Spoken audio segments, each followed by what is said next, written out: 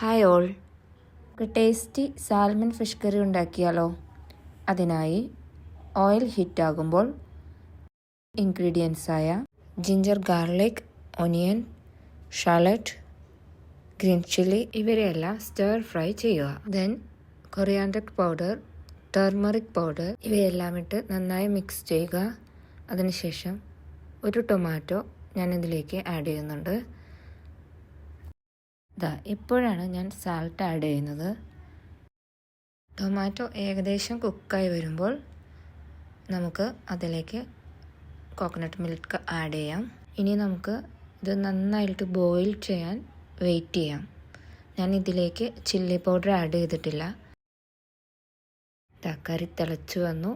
അതിനുശേഷം 1 spoon vinegar ഞാൻ ഇതിലേക്ക് ആഡ് ചെയ്യുന്നുണ്ട്. ഇനിയാണ് നമ്മുടെ main item salmon fish add ചെയ്യുന്നത്. ഇത് ഞാൻ just 1 hour before salt and pepper ഉപയോഗിച്ച് മാരിനേറ്റ് ചെയ്ത് വെച്ചിരുന്നതാണ്.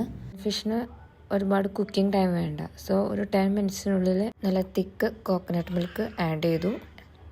ബോയിൽഡായി. കറി നമ്മുടെ റെഡിയായി. കറി നമുക്ക് താളിച്ചെടുക്കാം. എല്ലാവരും ഇതുപോലെ ഒന്ന് ട്രൈ ചെയ്ത് നോക്കൂ. Enjoy your food. Thank you for watching.